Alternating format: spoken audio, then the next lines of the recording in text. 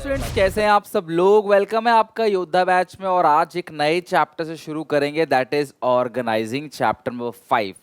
इससे पहले प्लानिंग तक आपने अच्छे से सब कुछ कर लिया होगा। मैंने आपसे कहा था आप पूरे के पूरे सिलेबस को 3 बराबर बराबर हिस्से में बांट दो। 4 4 4 टोटल 12 चैप्टर्स हैं।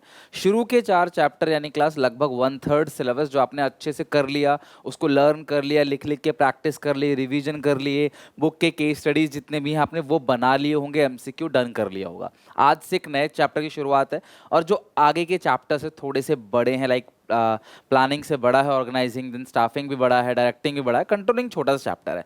बट हम टारगेट बनाते हैं कि क्लास लगभग 15 डेज के अंदर इन चारों के चारों चैप्टर्स को अच्छे से खत्म करना है और लर्न करना है। फिर 1 से लेकर 8 तक पूरा रिवीजन करेंगे, देन हम लोग 9th चैप्टर पे चलेंगे। राइट, तो स्टार्ट करते हैं class organizing part number 1 chapter 5।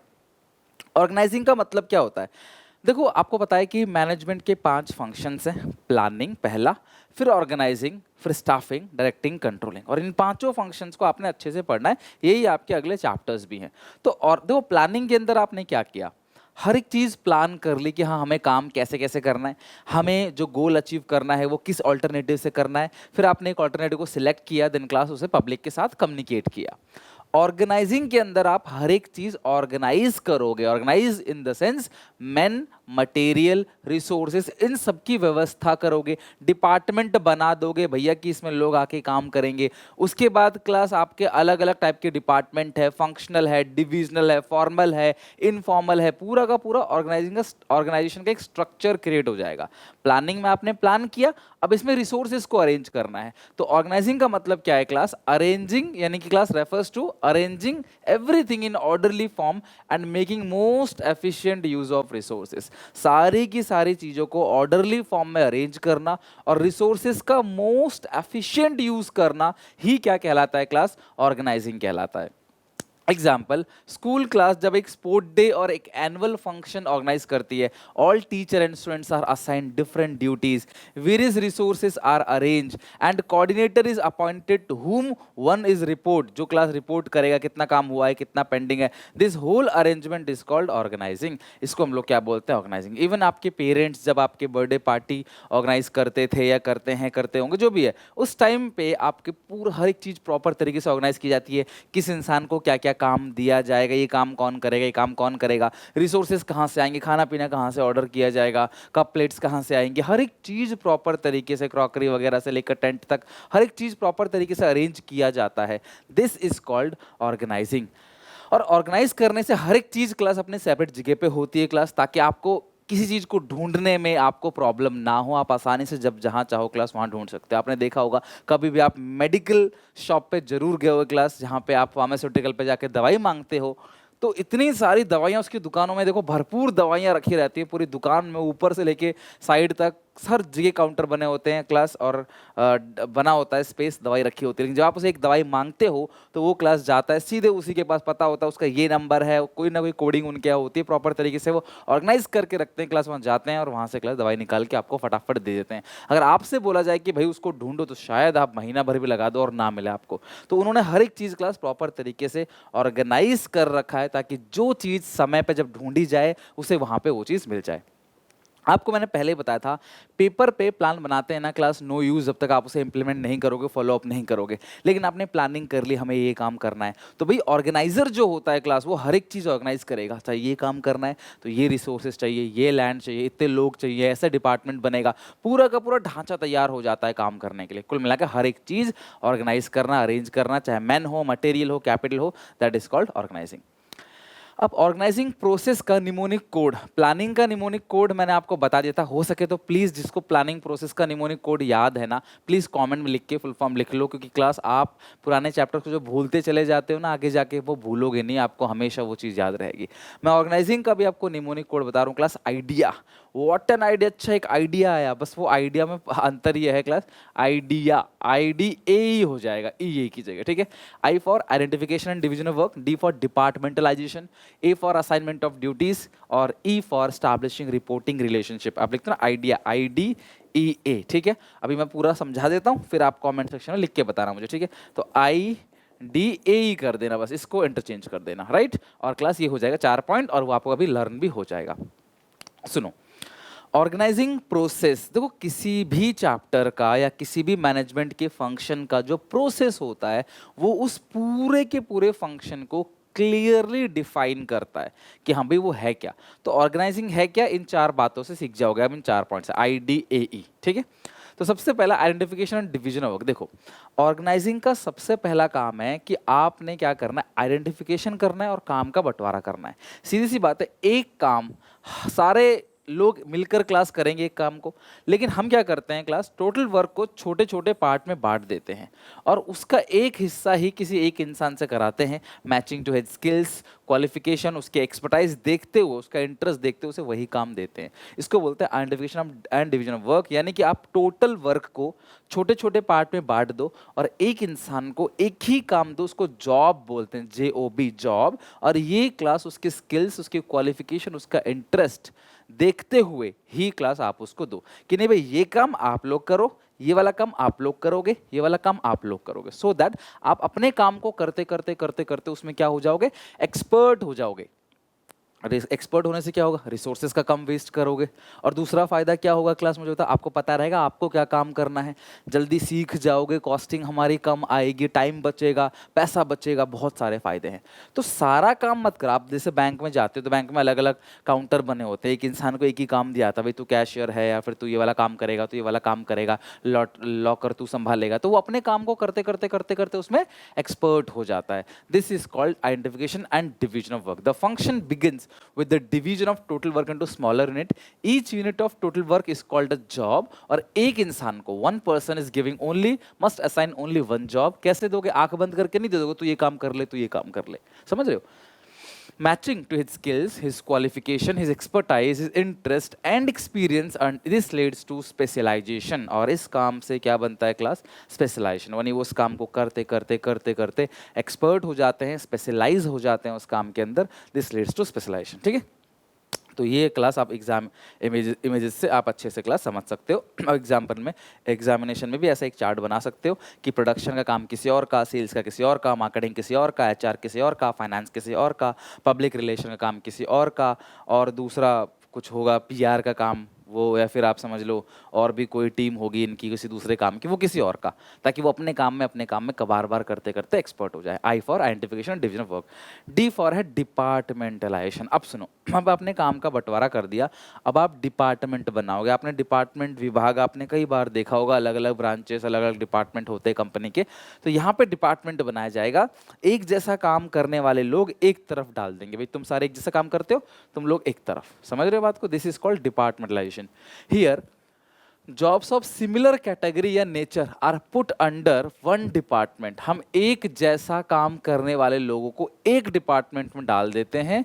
और क्लास डिपार्टमेंट दो तरीके से बनाए जा सकते हैं। पहला ध्यान समझना, फंक्शनल डिपार्टमेंटेशन, और दूसरा है क्लास डिविजनल डिपार्टमेंटेशन। तो डिपार्टमेंट दो टाइप के होते हैं, functional, divisional. I for identification and division of work, और क्लास D फॉर डिपार्टमेंटलाइजेशन। दो डिपार्टमेंट बनाए जाते हैं, फंक्शन और डिविजनल, राइट। तो फंक्शनल डिपार्टमेंट किसको कहते हैं क्लास, अंडर दिस डिपार्टमेंट या this method, job related common function are group under one department. Example, all the job related to production are categorized under या group under production department. तो functional किसे कहते हैं class, function के आधार पे जब class department बनाया जाता है उसे बोलते हैं फंक्शनल डिपार्टमेंट। कौन कौन प्रोडक्शन में है, 100 लोग हाथ खड़े कर दिए, अब 100 लोगों का एक डिपार्टमेंट बन गया, नाम हो गया प्रोडक्शन डिपार्टमेंट। कल को किसी इंसान को प्रोडक्शन के किसी आदमी को ढूंढना होगा तो वो सीधे जाएगा प्रोडक्शन डिपार्टमेंट में। फिर जो लोग सेल्स में है वो सेल्स डिपार्टमेंट में, जो मार्केटिंग है वो मार्केटिंग डिपार्टमेंट। यानी कि आपने पूरे जॉब को फंक्शन के अकॉर्डिंग बांट दिया, एक जैसा काम करने वाले लोग एक तरफ, ठीक है। प्रोडक्शन वाले सारे लोग प्रोडक्शन डिपार्टमेंट, सेल्स वाले सारे लोग सेल्स डिपार्टमेंट, मार्केटिंग वाले मार्केटिंग, HR वाले HR, राइट। इससे आपको क्या होगा, वो डिपार्टमेंट अपने ही काम में एक्सपर्ट हो जाएगा, उनको रोल क्लियर रहेगा और साथ में रिसोर्सेज की कटौती करेंगे और टाइम पे प्रोडक्शन करके देंगे, ठीक है। दूसरा डिविजनल, तो फंक्शनल फंक्शन के अकॉर्डिंग, डिविजनल प्रोडक्ट के अकॉर्डिंग। डिविजनल क्या है क्लास? प्रोडक्ट के according. Under this method job related to one product are group under one department. One product one department. If an organization is producing multi, और ये suitable किसके लिए होता है? मल्टी प्रोडक्ट के लिए। ये सूटेबल किसके लिए होता है? वन प्रोडक्ट के लिए। आगे बताऊंगा जाके डिटेल में। जो एक सामान बना रही है उसके लिए, जो 10 चीजें बना रही हैं उसके लिए क्लास ये, ठीक है। Example, if an organize producing into production sales and marketing of cosmetic are group under one department. मान लो एक कोई कॉस्मेटिक बना रही है, कोई कंपनी में एक ही कंपनी कॉस्मेटिक बना रही है, मेडिसिन बना रही है, रिटेल शॉप है, तो कॉस्मेटिक का प्रोडक्शन हो, कॉस्मेटिक का सेल्स हो, कॉस्मेटिक की मार्केटिंग हो। कॉस्मेटिक से रिलेटेड जितनी भी चीज़ें वो कॉस्मेटिक डिपार्टमेंट हो गई। दवाई से रिलेटेड जितनी चीज़ें हैं वो मेडिकल डिपार्टमेंट के अंदर हो गया, है ना। कि हर फंक्शन के अकॉर्डिंग नहीं होता क्लास यहाँ पे, यहाँ प्रोडक्ट के अकॉर्डिंग। जितने प्रोडक्ट, मान लो एप्पल बनाती है आईपैड, ठीक है, आईपॉड बनाती है, आईपॉड का अलग डिपार्टमेंट हो गया। एप्पल मान लो लैपटॉप बनाती है, ठीक है, मैकबुक बनाती है, उसका डिपार्टमेंट अलग होगा। मोबाइल फ़ोन का डिपार्टमेंट जो है वो अलग होगा। कल को एप्पल कोई नया प्रोडक्ट और लॉन्च करेगा, ठीक है, ईयरबड्स लॉन्च कर रहा है, उसका डिपार्टमेंट अलग हो गया। एप्पल वॉच लॉन्च कर रहा है, उसका डिपार्टमेंट अलग हो गया। तो प्रोडक्ट के अकॉर्डिंग डिपार्टमेंट अगर हम बनाते हैं, अब जैसे मान लो जो एप्पल का वॉच है तो उस वॉच का production, purchase, sale, marketing, HR जो भी है वो सब वॉच डिपार्टमेंट के अंदर आ गया। लेकिन यहाँ नहीं है, यहाँ प्रोडक्शन का अलग डिपार्टमेंट है, सेल्स का अलग डिपार्टमेंट, बिकॉज प्रोडक्ट यहाँ पे एक है तो फंक्शन के हिसाब से ही अलग अलग बना सकते हो डिपार्टमेंट। ये मल्टी प्रोडक्ट के लिए, जो कंपनी कई कई प्रोडक्ट बना रही है उसके लिए है, तो उसके लिए क्लास सुटेबल है डिविजनल डिपार्टमेंटेशन। जितने प्रोडक्ट उतने डिपार्टमेंट। आई होप क्लास ये क्लियर हो गया होगा। अगला है असाइनमेंट ऑफ ड्यूटीज। देखो अब सुनो, तुमने सबसे पहले काम का बंटवारा किया, फिर तुमने हर एक इंसान को उसके हिसाब से डिपार्टमेंट में डाल दिया। अब तुम सबको काम देना स्टार्ट करोगे। जी आ जाओ भाई, तुम्हारा ये काम है, कागज पे पूरा का पूरा लिख लोगे भाई, देख तेरी ये रिस्पॉन्सिबिलिटी है, तेरी ये अथॉरिटी है, हर चीज़ लिख के क्लास उसको पकड़ा दोगे पर्चा। वो पर्चा देखेगा, समझ जाएगा, अच्छा मुझे ये काम करना, ये काम करना, अच्छा मेरा ये ड्यूटी है, मेरी ये जिम्मेदारी मेरी है, ये काम मेरा है, ये काम मुझे करना है, राइट। उसको बोलते हैं assignment of duties. Here different individual are assigned duties matching to his skills, his qualification. Employees are assigned duty by giving them a document called job description. ध्यान रखना, टोटल वर्क को छोटे छोटे टुकड़े में जब बांटते हैं उसको जॉब बोलते हैं। और जब क्लास एक पर्ची बना के उसकी सारी ड्यूटीज, रिस्पॉन्सिबिलिटी लिख के उसे दे देते हैं, भाई देख ये तेरा काम है, लिख के रख। This is called job description. Description तो जानते हो, डिटेल। जैसे हम वीडियोस बनाते हैं तो वीडियोस में भी डिस्क्रिप्शन डालते हैं, हर एक चीज़ किसके रिलेटेड वीडियोस है ये सब, तो वही job description. It contain the responsibility and duties towards job. तो ये पेपर दिया जाता है क्लास, जो क्लास इन सब की ड्यूटी, इनकी रिस्पॉन्सिबिलिटी के बारे में बात करता है। लास्ट है स्टैब्लिशिंग रिपोर्टिंग रिलेशन। एक आपने जरूर पुलिस रैंक में जरूर देखा होगा आपने क्लास, हायरार्की। आप देखते हो कि पुलिस ऑफिसर है, 3-3 स्टार लगे हुए हैं, तो आप सोचते हो नहीं भैया ये तो कोई बड़ा है, या फिर नेशनल एम्बलम लगा हुआ है, कोई बड़ा अधिकारी है ना। तो एक हिरार्की होती है, ठीक है। हिरार्की मतलब क्या है? स्टेप बाय स्टेप, मेरे ऊपर कौन है, उसके ऊपर कौन है, उसके ऊपर कौन है, तो मैं अपने बॉस को बोलूंगा, वो अपने अब मैं सीधे मैं आम नागरिक हूँ, ठीक है, तो मैं सीधे सीएम को कंप्लेन नहीं करूंगा, जाके सीधे पीएम को कंप्लेन नहीं करूंगा, मैं अपने ऊपर जो मेरे ऊपर है वहाँ कंप्लेन करूंगा। वो नहीं सुनते तो मैं उनके ऊपर वाले अधिकारी को कंप्लेन करूंगा, ठीक है, या फिर वो उनके अधिकारी को कंप्लेन करेंगे, सर मैं उनको करूंगा, वो अपने ऊपर करेंगे। तो ये हायरार्की बनी हुई है, एक सिस्टम बना हुआ है पूरा का पूरा। और हर कोई अगर पीएम के पास पहुंच जाए तो देश कैसे चलेगा? तो एक हायरार्की, एक सिस्टम बना होता है, जैसे पुलिस लाइन में होता है, इसी तरीके से बाकी लाइन में भी हायरार्की। कांस्टेबल होता है, फिर क्लास मान लो कांस्टेबल है, हेड कांस्टेबल है, सब इंस्पेक्टर है, ज़्यादा मुझे पता नहीं, मे भी कुछ मिस्टेक हो जाए, ऐसे इंस्पेक्टर है, ऐसे ऐसे क्लास एसीपी, डीसीपी, एसपी चलता रहता है, कमिश्नर चलता रहता है, ठीक है।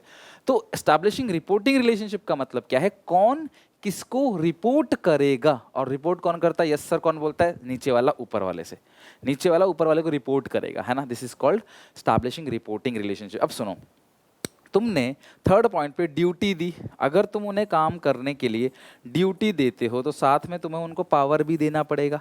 तो जब तुम ड्यूटी देते हो तो उस ड्यूटी को पूरा करने के लिए पावर भी देना पड़ेगा। पावर को पूरे बिजनेस स्टडीज में हम लोग क्या बुलाएंगे? अथॉरिटी। क्या बोलते हैं क्लास? अथॉरिटी मतलब power to take decision. Authority का मतलब क्या होता है बेटा? Power to take decision. तो कौन डिसीजन ले पाएगा, किसके पास पावर है डिसीजन लेने की, ठीक है। तो आप किस स्कूल में पढ़ोगे, कहाँ पे आपका भविष्य होगा, सब आपके पेरेंट्स डिसाइड करते हैं, तो उनके पास अथॉरिटी है, राइट। सो असाइनमेंट ड्यूटी में आपने ड्यूटी दी, ड्यूटी के साथ पावर देना पड़ेगा। तो जब आप ड्यूटी बांट रहे थे, ड्यूटी के साथ पावर बांट रहे थे, जिस इंसान के पास ज़्यादा पावर आ गया ही बिकम सुपीरियर, जिसके पास कम पावर आ गया ही बिकम सबॉर्डिनेट। और यहाँ से एक बन गया रिलेशनशिप, अथॉरिटी रिलेशनशिप, यानी कौन किसको रिपोर्ट करेगा, who is going to report to whom. To perform the assigned duty या job by the manager, individual needs some authority, है ना। इंडिविजुअल को कुछ अथॉरिटी चाहिए। एग्जाम्पल, सबसे अच्छा एग्जाम्पल है, आप मान लो मेरी दुकान में सामान बेचते हो, कपड़े बेचते हो, मैं आपसे बोलूँगा भाई देखो आज मतलब कि इस एक महीने में सेल 10 लाख की होनी चाहिए, मेरे को नहीं पता कैसे भी करो, मैं तुम्हें अथॉरिटी देता हूँ, मैं तुम्हें पावर देता हूँ कि तुम अपनी मर्जी से ग्राहक को डिस्काउंट दे सकते हो ग्राहक देख के। तो मैंने उसे पावर दिया, तो अब वो बोलेगा हाँ सर ठीक है सर, अब मैं कोशिश करूँगा डिस्काउंट दे के सेल्स को बढ़ाने की।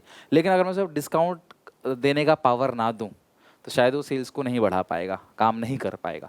तो अगर मैं आपको कोई काम दे रहा हूँ तो वहाँ पे डिसीजन लेने का पावर मुझे आपको देना पड़ेगा। और जिस इंसान के पास ज़्यादा पावर पहुँच गया वो बन गया ऊपर वाला, सुपीरियर, और जिस इंसान के पास कम पावर पहुँचा वो बन गया सबॉर्डिनेट।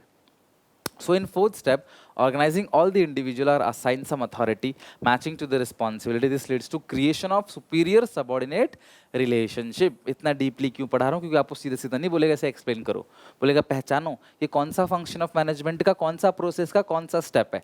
तो पहले फंक्शन ऑफ मैनेजमेंट ऑर्गेनाइजिंग, अब इसका प्रोसेस, उस प्रोसेस में स्टेप नंबर 4 जहाँ पे सुपीरियर सबॉर्डिनेट रिलेशनशिप बनाया जाता है। The individual having higher authority become superior, जिसके पास ज़्यादा पावर है वो बन गया सुपीरियर, और जिसके पास कम पावर है बन गया subordinate. Here manager hierarchy gets created and principle of scalar chain follow this hierarchy. Principle of scalar chain आप सबको पता है क्लास क्या होता है, कि आप अपने से ऊपर वाले को रिपोर्ट करो, वो अपने से ऊपर वाले को रिपोर्ट करेगा, वो अपने से ऊपर वाले को रिपोर्ट करेगा, ताकि हर एक इंसान के पास इंफॉर्मेशन पहुंच जाए, कोई ये ना बोले कि यार मुझे तो ये बात नहीं पता थी या मुझे इस चीज़ की नॉलेज नहीं थी। समझ रहे हो? तो this is called establishing reporting relationship, idea IDAE, identification and division of work, departmentalisation, functional divisional, assignment of duty और स्टैब्लिशिंग रिपोर्टिंग रिलेशनशिप।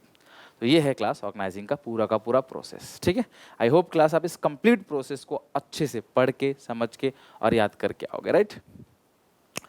तो आज के सेशन यही एंड करते हैं क्लास। छोटा सा पार्ट था ये, अच्छे से आप इतना जरूर पढ़ लेना, धीरे धीरे थोड़ा थोड़ा सा पढ़ना स्टार्ट करो, इसको अच्छे से लर्न करो। अगली क्लास हम इसके और आगे चलेंगे, और बड़ा चैप्टर है, कोशिश करूँगा क्लास 5 to 6 क्लास मैक्सिमम, उससे बाहर नहीं जाएगा, और इस चैप्टर को पूरी तरीके से एंड करेंगे। Till then take care, bye bye, मिलते हैं नेक्स्ट वीडियो में।